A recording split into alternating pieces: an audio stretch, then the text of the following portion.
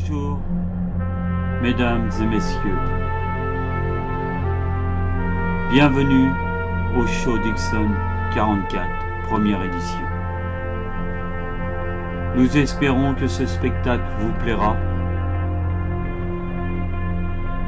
et au plaisir de passer une agréable journée avec vous. Merci.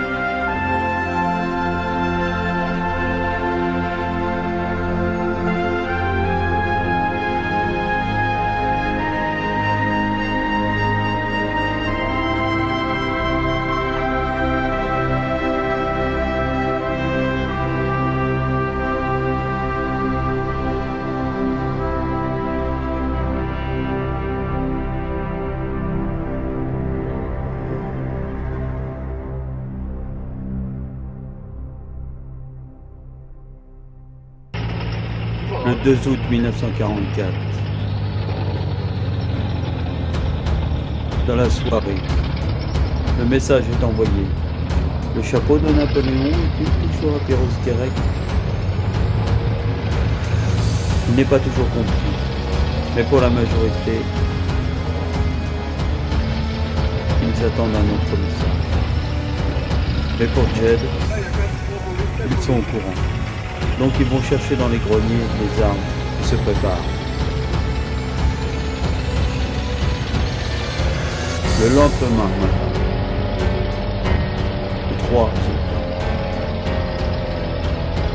les terroristes, comme ils sont appelés par les Allemands, commencent leurs actions sur les groupes armés et sur les villes. Ils passent à l'action et attaquent les convois et harcèlent les soldats allemands qui replient sur les poches. Car von Bauer, chef du 15e corps d'armée de la Bretagne, a demandé à ses hommes et a reçu l'ordre aussi d'Adolf Hitler de se replier sur les poches de l'Orient et donne aussi l'ordre à Ranke, chef des parachutistes, d'occuper Brest. Et les groupes de FFI, Forces françaises d'intérieur, et les FTP, francs-tireurs et partisans, passent à l'action avec les parachutistes français. Ils harcèlent et attaquent le convoi allemand.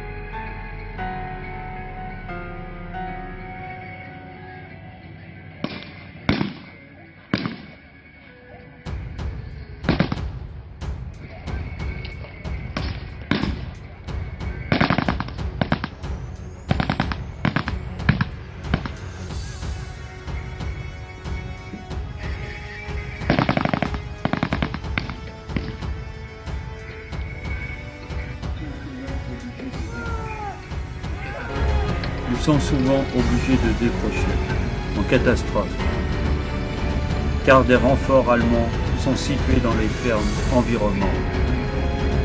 De plus, les groupes d'armées replient vers les poches. ce qui en fait des groupes d'armées assez importants. Ils n'ont pas de moyens lourds. Devant ces Allemands, ils n'ont que des armes légères et sont obligés de se replier face aux blindés.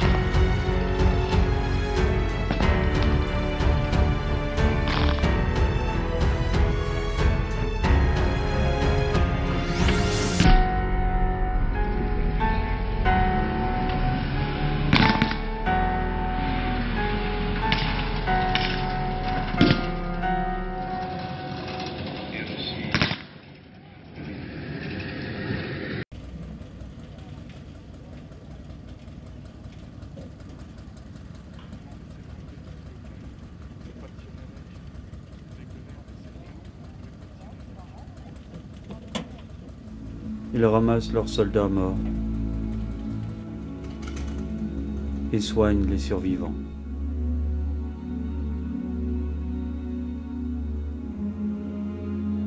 Ils soignent aussi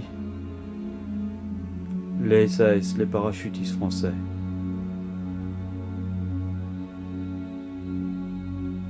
Et aussi les résistants.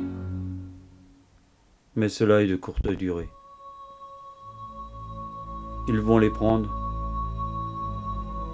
et comme ils les considèrent comme des terroristes, ils vont les fusiller.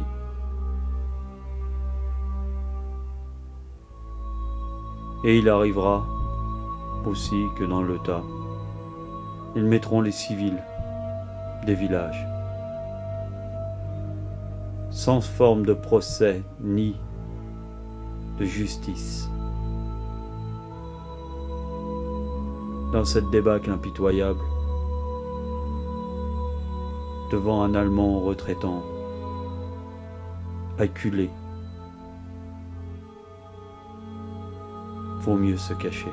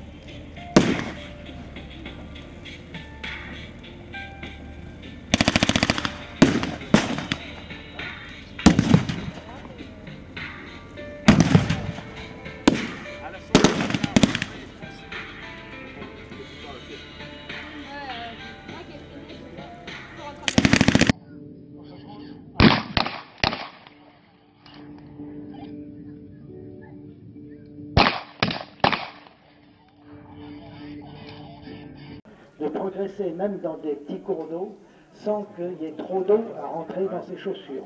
Également la protection. L'objectif évidemment c'est le confort de marche du fantassin. Et le deuxième objectif, comme je viens de vous le dire, salut Jackie, c'est le silence. tes impressions Jackie? De l'approche, surtout dans les villes. Alors notre très cher Fabien aux commandes de son véhicule. Alors qu'est-ce que tu as pensé de ton week-end? On a passé un bon week-end, on a eu du beau temps, c'était on va dire un peu l'essentiel. On aurait espéré un petit peu plus de public, hein, mais bon je pense que ça se rattrapera les années qui vont suivre, hein, donc on peut dire qu'on sera de la partie avec toi encore l'année prochaine. Et pour ta première sortie? Eh ben écoute, super, hein, on a une Ford Amuit qui vient faire sa première sortie depuis je pense au moins 30 ans, donc bah, super, hein, ça tourne à la lettre. Le Brent Carrier il est derrière, il suit aussi. Hein. Ah ouais, je l'ai filmé. Écoute, donc on va continuer dans cette même merci lancée, de ton coup de main Fabien. Et puis bah écoute, on va essayer de collaborer ensemble encore je pense un petit moment. A bientôt. Salut Georges. Tous les obstacles qu'on peut rencontrer dans sa marche. C'est-à-dire des ronces, des branches, enfin n'importe quoi. Alors madame, comment s'est passé votre week-end? Le soldat allemand Un beau week-end. a des cartouches. Ouais, ça t'a plu? Beau partage, vraiment bien. Ouais, ça t'a plu? Ah oui. Ouais, et puis je vois la belle charrette derrière toi là. Alors comment s'est passé ton week-end? Ouais, c'était bien. Ce casque Ouais. est un Ouais, bah, mets-toi devant le char si tu veux. de plastique de l'époque. Hein. Tu reviendras? Un casque en fibre, recouvert. Mais c'est pas ton véhicule ça. Allez, va à ton véhicule. Il paraît que c'est celui qui est là. C'est que l'intérieur du casque comporte des systèmes de lanières qui permettent de... Alors comment tu trouves, vu que tu es américain, ton véhicule? Plutôt solide. Ouais, c'est du bon métal. Hein. Par contre, par rapport au char, ça va pas faire Ouais, mais ce que je veux dire, c'est que celui-là, c'est un vrai quoi. en fonction de la dimension casque. Paul-Émile, Comment comment t'as trouvé ton week-end? Très bien. Ouais, ça t'a plu? Oui. Un week-end de folie avec Georges, c'est ça? Carrément. Ouais. Mais Hein? avec un casque, je dirais, entre guillemets, de fantasy. Avec Louise? On va dire c'est comme ça, hein? Marié pour un week-end. Pratiquement en deux passages. Alors, et votre week-end à vous, le Normand en Bretagne? Je suis pas normand, je suis pas breton, je suis un homo sapiens. Ah. Bon, ben je m'excuse alors l'homo sapiens. L'homo sapiens.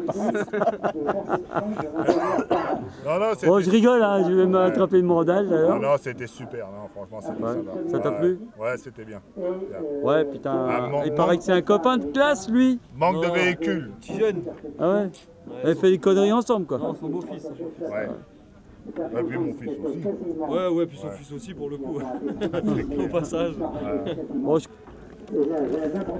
On refait une dernière. Alors pour ce week-end magnifique, une dernière petite rafale, comme un plaisir. Et voilà. On se trouve la nuit, hein. Il fait nuit noire. Personne ne le voit. Donc le seul signe de reconnaissance entre tous les parachutistes. Bonjour Pépé Louis. Bonjour ma petite Hortense, d'où viens-tu? De l'école. Ah, l'école. Qu'est-ce que tu apprends à l'école? Des mathématiques, du français et de l'histoire. Tiens Pépé, ça tombe bien. Mais oui ma fille, je ne la vois plus. Mais, et ton garçon, il est où? Mon fils, celui-là, depuis qu'il est au service militaire, il n'arrête pas de courir. Alors que j'ai besoin de lui à faire, mon champ à l'écurie, il n'y a pas moyen, j'arrive pas à le trouver, il est tout le temps en train de vagabonder partout, il n'y a pas moyen de l'avoir. C'est pas facile, tu sais, tout seul à la faire.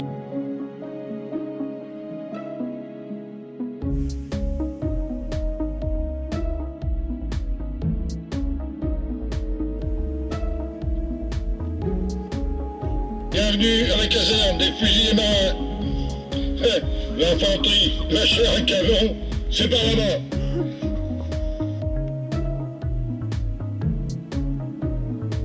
Ouais, pas drôle celui-là. Ah bon, pourquoi?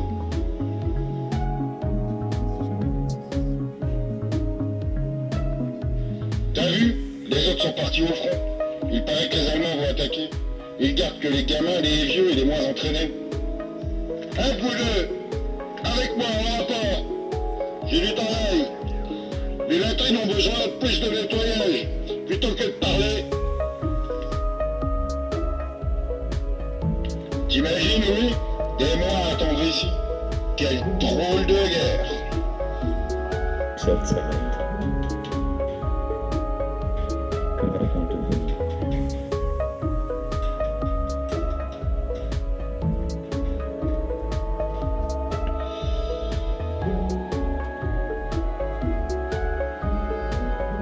Mais tu as vu tous ces soldats? Oui, c'est Exode. Comment a-t-on pu en arriver là? Notre armée avait du matériel aussi bon que celui des Allemands, mais nos chefs n'ont pas réussi à se coordonner. Regarde ce qui nous gouverne, c'est la débandade. Qui est le chef? Le chef ici, c'est moi, bande de dépétistes. Regardez les gars de Dunkerque, ils sont venus pour nous aider à nous battre. Paris a été déclaré ville ouverte. Nous, non. À Lorient, on a positionné ce canon. Dans la nuit du 18 au 19 juin, l'amiral Leluc, originaire de Lorient et chef d'état-major de l'amiral Darlan, commandant en chef de la marine française, donne un ordre par téléphone au vice-amiral de Penfontaine. Défendez l'Orient coûte que coûte. Cet ordre est justifié par la nécessité de mener un combat de principe afin d'éviter que l'arsenal ne soit considéré par les Allemands comme une prise de guerre. Cependant, les moyens de défense viennent d'être sabotés et il ne reste plus grand monde pour défendre à Port-Vide dont les installations ont également été détruites. De plus, cet ordre est en contradiction avec la directive du ministère de l'Intérieur du même jour qui annonce comme ville ouverte les agglomérations de plus de 20 000 habitants. Pour exécuter le premier ordre sans être en contradiction avec le second, le vice-amiral de Penfontaine met en place un barrage le 19 juin sur la route de Quimper, à une dizaine de kilomètres de la ville, au lieu dit les 5 chemins de Guidel.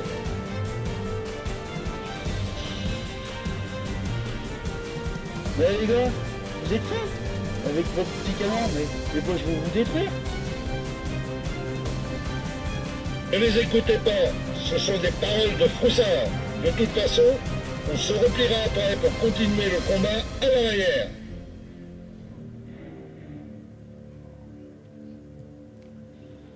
Reviens ici. Chef, il a vu un fantôme? Non, occupe-toi de ton fusil. T'as une lettre pour moi? Oui Yannick, mais non, pour ton fils, Louis. Donne, qu'est-ce qu'ils veulent? Je pense que c'est le STO. Ah, c'est quoi ça? Le travail obligatoire en Allemagne. Depuis que la ligne de démarcation est tombée, ils ont besoin de main d'œuvre en Allemagne. Mon Dieu, mais c'est pas possible. Ah, je sais, ben je te laisse, car j'en ai beaucoup d'autres à envoyer à tous les jeunes du village.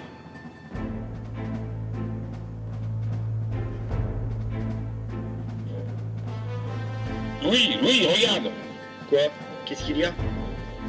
Lunette, tu dois aller en Allemagne travailler. Quoi? C'est pas possible. Tu es fou. Ah non, mon fils. Un ordre des autorités vives de Vichy. Papa, t'inquiète pas. Tu te souviens du gendarme Guillaume? Oui, le chef. Il m'a dit qu'ils ont créé un groupe de résistants à Auray. Et j'ai signé dans ce groupe. Alors vas-y, mon fils. Je préfère te savoir ici, dans les bois, au lieu d'aller en Allemagne. Papa, je pars ce soir. Fais attention au couvre-feu. T'inquiète pas, papa.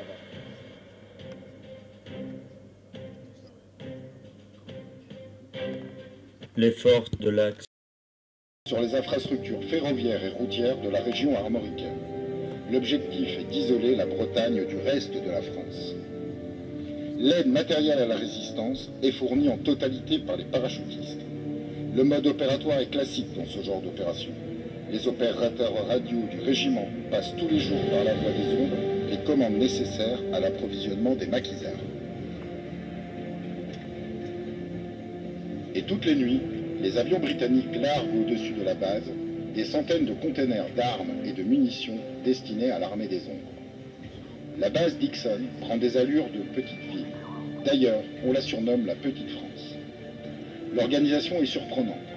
Répartie entre les parachutistes, le bataillon de sécurité et les groupes de passage, l'effectif du camp avoisine les 2500 hommes. La logistique du camp fonctionne à plein régime. Les boulangers pétrissent et cuisent le pain, nuit et jour dans les fours des fermes. Les bouchers abattent les bêtes à la chaîne. Les cuisiniers préparent des centaines de repas. Les cordonniers ressemellent les chaussures. Les femmes fabrique les fameux brassards FFI, Forces françaises de l'intérieur. Le service médical assure la prise en charge des blessés et administre les premiers soins. Il y a même un parc automobile d'une vingtaine de véhicules qui sillonnent la région à la recherche d'essence, de cidre et de tout autre produit qui facilite la vie clandestine. Les enfants tourbillonnent autour des parachutistes en riant. La petite France a le cœur en feu. Le 18 juin, les Anglais réussissent l'exploit de larguer sur le camp 4 jeeps qui doivent servir à la défense de la base. Mais cette même nuit, un pilote confond les lumières de balisage de la zone de parachutage du camp avec les éclairages de la gare de Roques-Saint-André, à quelques kilomètres. Les parachutistes et les conteneurs sont largués sur la gare au milieu d'un contingent d'Allemands qui embarquent dans un train en partance pour la Normandie. Comment expliquer une inertie aussi longue des Allemands avant qu'ils ne se décident, 10 jours après l'établissement du camp, à aller voir d'un peu plus près ce qui se trame au pays de l'Envaux? La réponse est finalement simple. Focalisés sur l'acheminement des renforts vers la Normandie, les Allemands ont négligé délibérément les mouvements continuels des maquisards, persuadés qu'il ne s'agissait là que d'une manifestation rebelle sans grande importance. Ils n'ont pas mesuré que du fait de son potentiel humain, de sa puissance de feu et surtout de son enjeu stratégique, le maquis de Saint-Marcel devenait l'un des plus importants centres mobilisateurs de la France occupée. Le dimanche 18 juin 1944, vers 4h30 du matin, 2 voitures de la Feldgendarmerie de Ploermel sont envoyées en tournée d'inspection sur la zone du maquis.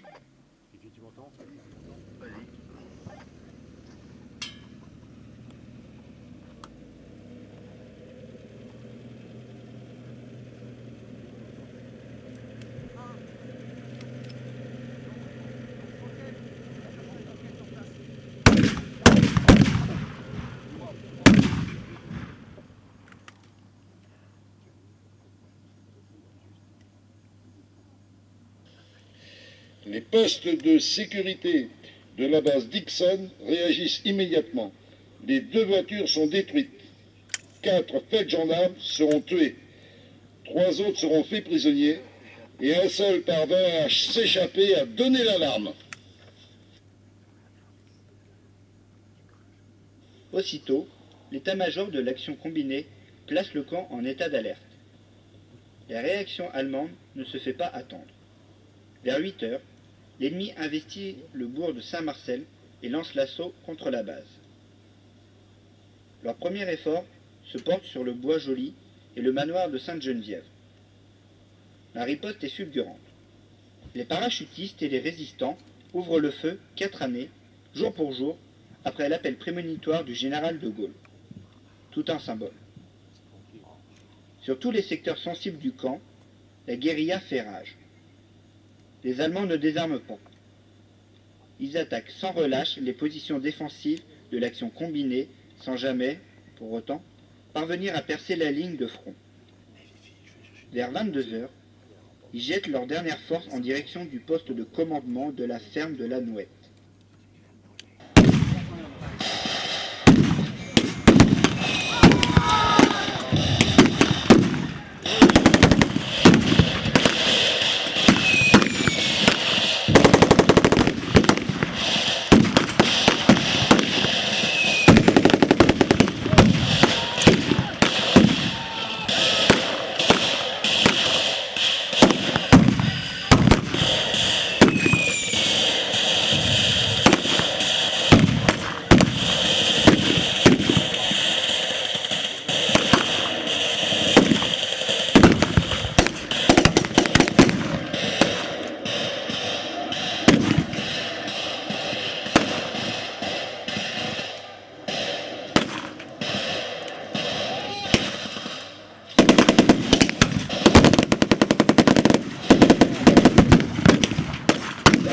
Saint-Marcel est fini. Ce n'est pas le cas à Saint-Marcel, mais malgré ce constat, l'état-major de l'action combinée décide la dislocation de la base.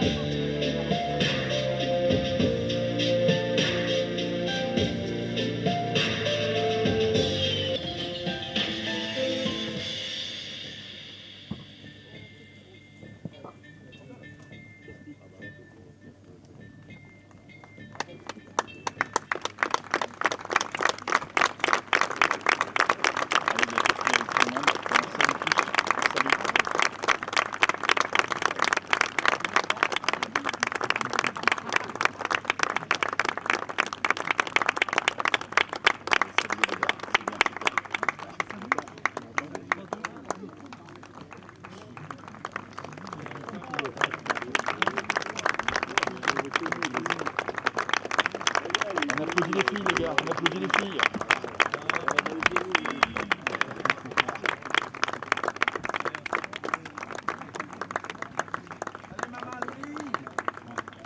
Georges, s'il te plaît, à toi dessus.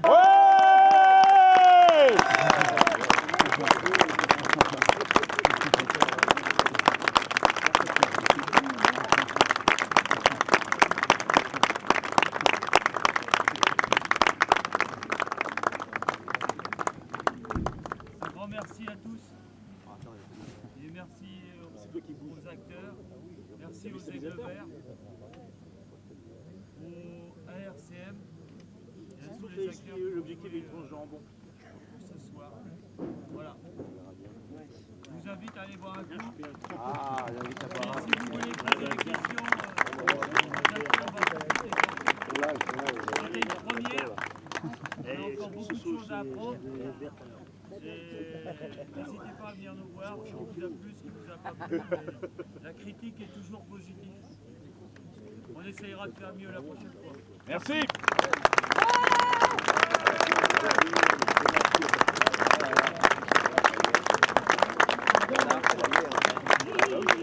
Bravo mon Georges.